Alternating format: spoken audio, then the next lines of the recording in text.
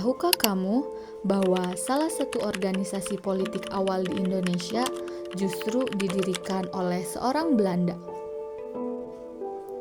Organisasi itu adalah ISDV atau Indi Sosial Demokratis Vereniging, didirikan pada 9 Mei 1914 di Surabaya oleh Hem Snevely, seorang aktivis sosialis Belanda. ISDV menjadi cikal bakal Partai Komunis Indonesia atau PKI dan bagian penting dari sejarah pergerakan kiri di Indonesia. Pada awal abad ke-20, ketimpangan sosial di Hindia Belanda sangat nyata. Rakyat Bumi Putra hidup dalam kemiskinan tanpa akses pendidikan atau kekuasaan. Ide-ide sosialisme dan Marxisme mulai menyebar ke berbagai koloni termasuk Hindia Belanda. Snevely datang ke Hindia pada tahun 1913. Ia bekerja sebagai wartawan dan pegawai perusahaan gula. Namun, tujuannya adalah politik. Melalui pengamatan langsung terhadap ketimpangan yang terjadi, ia yakin bahwa Hindia Belanda membutuhkan gerakan revolusioner untuk memperjuangkan kaum tertindas. Awalnya, anggota ISDV adalah orang-orang Belanda. Namun, Snevely menyadari bahwa organisasi ini tidak akan berhasil tanpa dukungan kaum pribumi.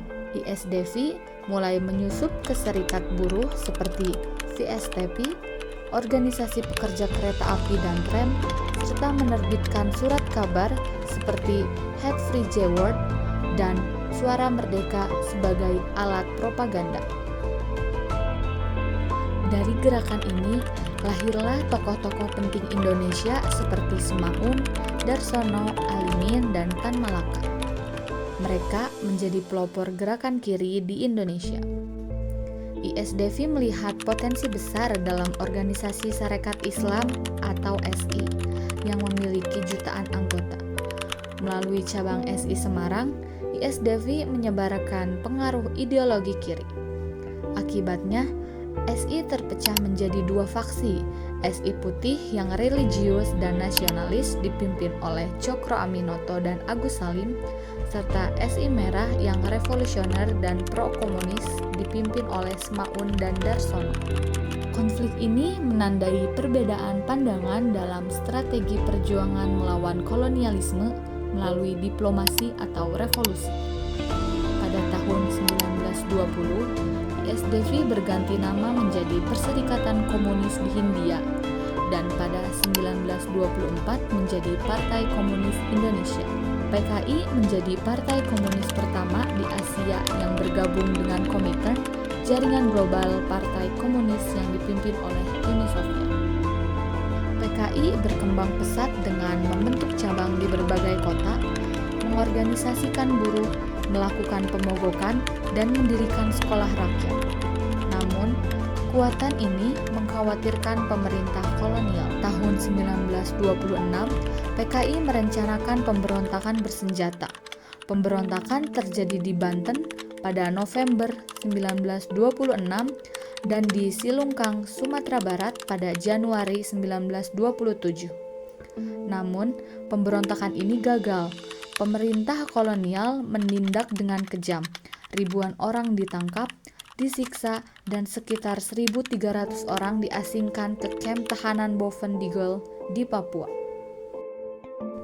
Sejak saat itu, PKI dinyatakan ilegal. Banyak tokohnya dipenjara atau melarikan diri ke luar negeri. Meski demikian, ISDV telah meninggalkan warisan penting dalam sejarah Indonesia. Ia memperkenalkan ide kesetaraan sosial, organisasi buruh, dan perjuangan kelas dalam perlawanan terhadap penjajah.